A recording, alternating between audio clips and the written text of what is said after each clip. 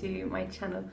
I'm at our Bezier apartment waiting for our most recent guests, and I thought I was just sat here thinking about something that my husband and I talk about a lot, and I thought I would share a few of these ideas with you. To recap, we are a British family living in the south of France in the Languedoc region, and we've lived here 10 years now, which is just incredible to think. And so I wanted to just touch on these things that me and Alistair, my husband, talk about all the time that you don't often see written on kind of lists and things as what moving to France will give you, or what to think about before moving to France. A lot of it is obviously language, which is a big one, of course, and all the administration and things. But there are three things today that I just wanted to touch upon, which we think are key, really. So the first one is that moving to France for us has really kind of liberated us, in the sense that because you're not in your home country and because you are not born, bred French, you're kind of in like this middle zone. And whilst that can obviously be kind of positive and negative at times, in terms of kind of what you think you should be doing, or like how, like what your interests should be, or kind of all this like pressure maybe, or following a certain path. Well, we do this on a Sunday, or oh well, everybody else plays this sport or something, I don't know. But it really kind of liberates you from all of that, and you think, okay, well, what do we want to do? Like, how do we want to be as a family? How do we want to raise our girls? How do we want to spend our time? And really that's so liberating, because in moving country, you've kind of had to do things a bit differently anyway. You've maybe had to change your job, make different income streams, kind of here for the adventure, all the different reasons. And so it's just a continuation of that, really. But I don't think enough is said about this, in that it really is, for us anyway, it's been this really kind of liberating journey where we've almost started from scratch, especially now with a young family, and we've said, okay, what do we want this to look like? You know, we don't fit in that box, we don't really fit, you know, we don't fit in the UK box, so we're not there anymore. You know, we're very happy in our French box. We don't have family here, or years and years of embedded culture or anything like that. So it really allows you to start from scratch and kind of reevaluate what's important to you and how you want to spend your time. So my second point kind of segues on from my first. So the first is it just being really liberating, and the second is that you are then in this, I want to say grey zone, but that sounds bad because grey sounds like a nothing colour.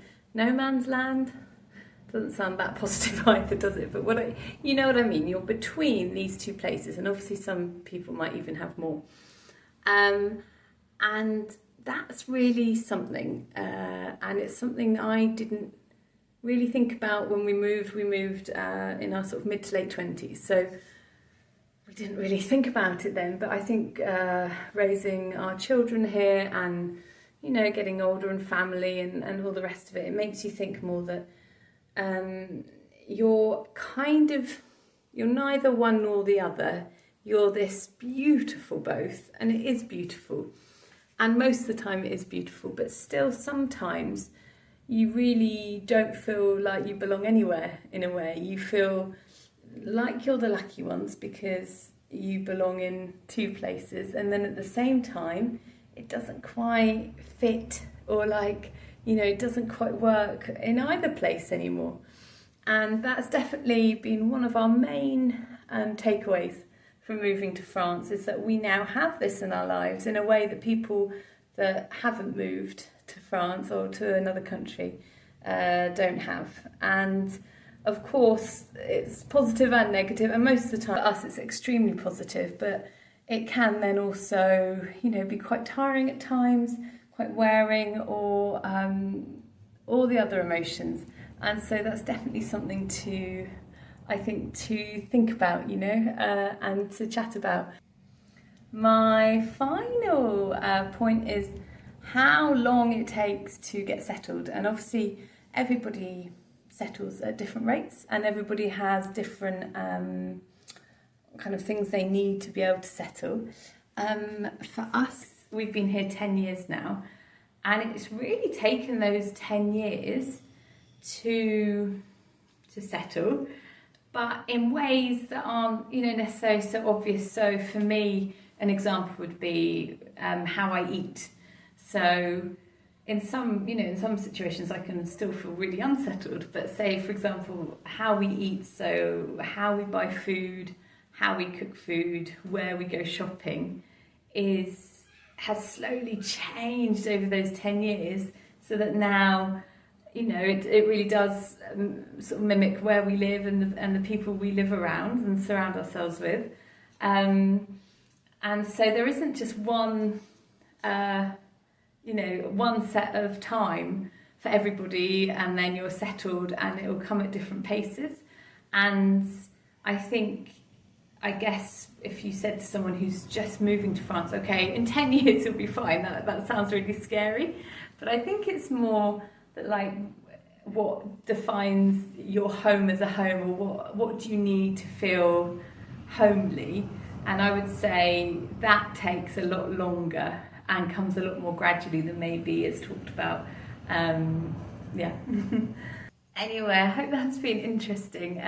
Do drop a note in the comments if you've moved country, or what kind of your experiences are living somewhere after a certain amount of time. It's really interesting to hear lots of different opinions. And thank you so much for following on, as always. I'll see you soon. Bisous and à bientôt.